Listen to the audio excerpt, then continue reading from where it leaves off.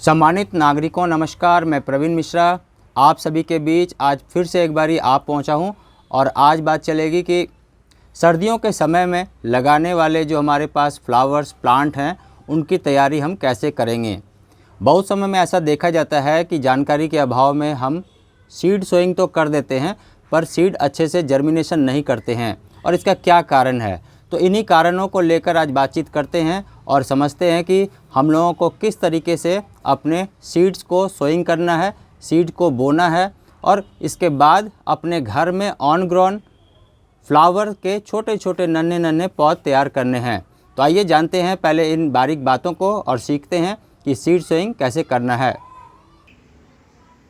सर्दियों के समय की तैयारी जो है वो शुरू हो जाती है लगभग 15 अगस्त के बाद, जब हम लोग दिल्ली एनसीआर में रहते हैं। और इसी तरीके से यदि आप भारत में विभिन्न भाग में रह रहे हैं तो आप ये ध्यान रखेंगे कि जब तापमान में ढलान आना शुरू हो जाए उस समय में सर्दियों से संबंधित तैयारी कर सकते हैं।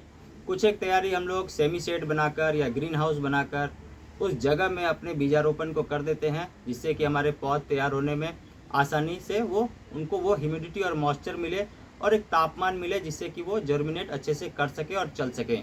इसके बावजूद भी चूँकि हर छत की अपनी एक कहानी होती है और हर छत में ये सारा इंतजाम करना भी काफ़ी मुश्किल है, फिर भी हम लोग अब ध्यान ये रखेंगे कि सितंबर का पहला हफ्ता जब हो जाए, अब यहाँ से हमारी तैयारी शुरू हो जाती है, जब मौसम में और व्यापक परिवर्तन आता है और यहाँ से तापमान और कम होना शुरू हो जाता है।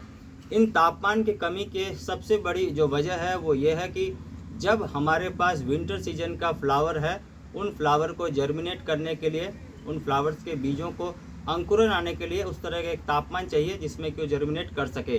तो लगभग ये मान के चलें कि जब 30 डिग्री से नीचे टेम्परेचर आना शुरू हो जाए तो ये अच्छे से जर्मिनेट करते हैं और ऐसा ही डाउनवर्ड यदि टेम्परेचर होना शुरू हो जाए तो पौधे अच्छे से बन जाते हैं।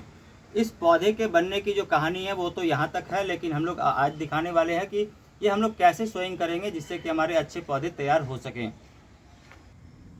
सबसे पहले हम ध्यान रखेंगे कि यदि हमारे पास सीडलिंग ट्रे है तो हम लोग सीडलिंग ट्रे में जर्मिनेशन के लिए सीडलिंग कर सकते हैं। लेकिन सर्दियों के समय में क्या होता है कि अलग अलग तरह के पौधों के जो बीज है वो काफ़ी नन्हे और बारीक भी होते हैं, तो उनको उगाना काफ़ी मुश्किल और चुनौतीपूर्ण कार्य होता है।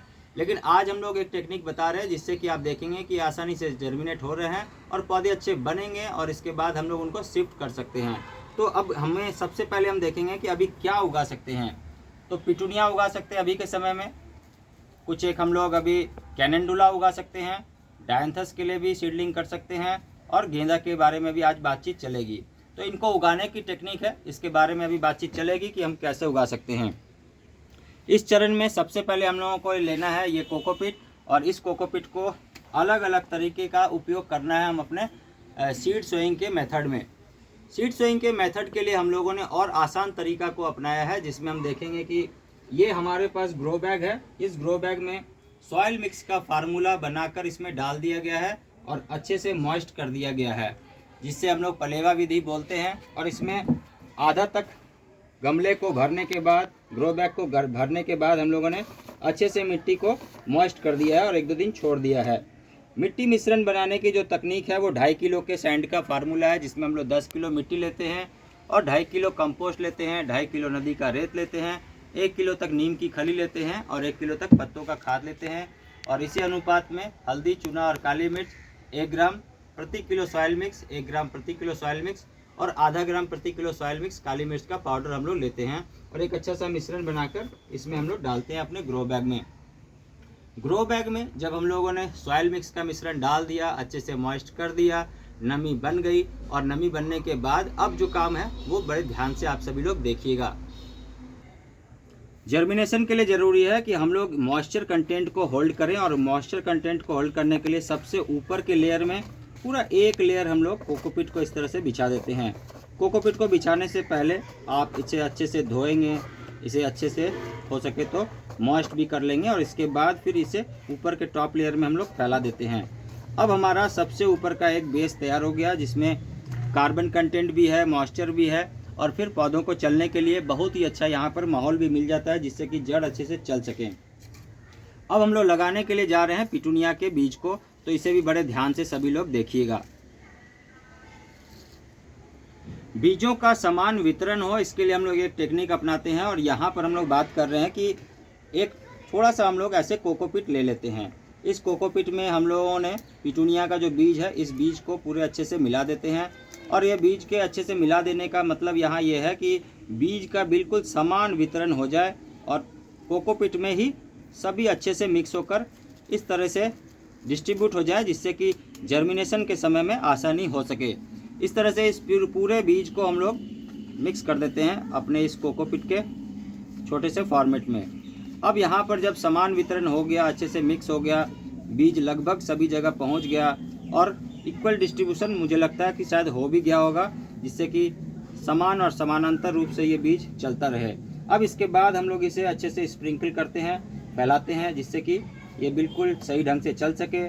बहुत बारीक बीज होने के वजह से यदि हम लोग इसे हाथ में लेंगे तो भी क्या होगा कि कहीं ज़्यादा कहीं कम बीज का वितरण होगा, और कहीं देखेंगे कि बहुत ही डेंस हो गया है, बिल्कुल सघन हो गया है, और कहीं देखेंगे कि बिल्कुल ही उथला हो गया, छिछला हो गया, जिससे कि ये अलग अलग जगह दिख रहा है। तो बीजों के समान वितरण के लिए हम लोगों ने ये टेक्निक को अपनाया है। और इस टेक्निक के बाद हम लोगों ने यहाँ पर ऊपर के लेयर में पूरा बिछा दिया, स्प्रेड कर दिया है।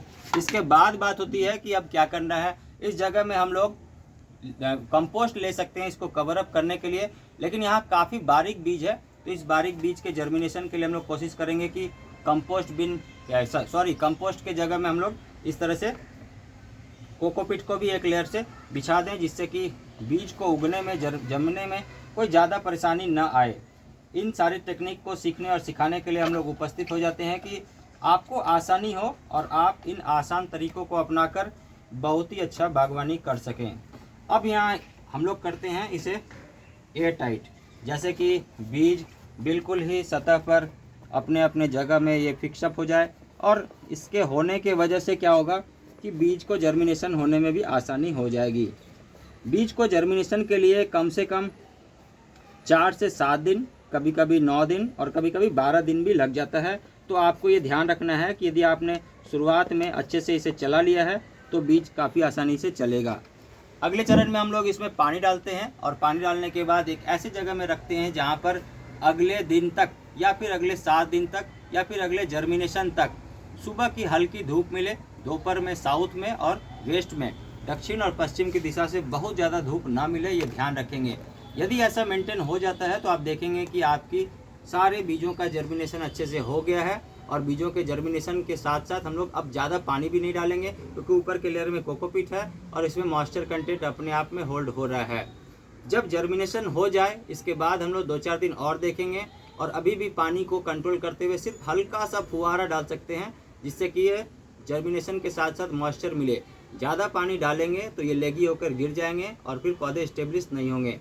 यहाँ एक बात और ध्यान रखने की ज़रूरत है कि पौधों को चलने के लिए रात में यदि चांद की रोशनी लग जाए और इसके साथ रात में ड्यू लग जाए, ओस की बूंद लग जाए, तो भी इसका बहुत ही अच्छे से नरिशमेंट हो जाता है और पौधे अच्छे चलने लगते हैं। जर्मिनेशन के लिए हम लोग और भी बहुत सारी ऐसी टेक्निक को लेकर आते हैं जहाँ पर हम अच्छे से पौधे को उगा सके, लेकिन आज के लिए इतना ही। हम लोग पुनः मिलेंगे नई जानकारी के साथ, तब तक आप लोग बहुत ध्यान से रहिएगा। Thank you very much, take care, नमस्कार।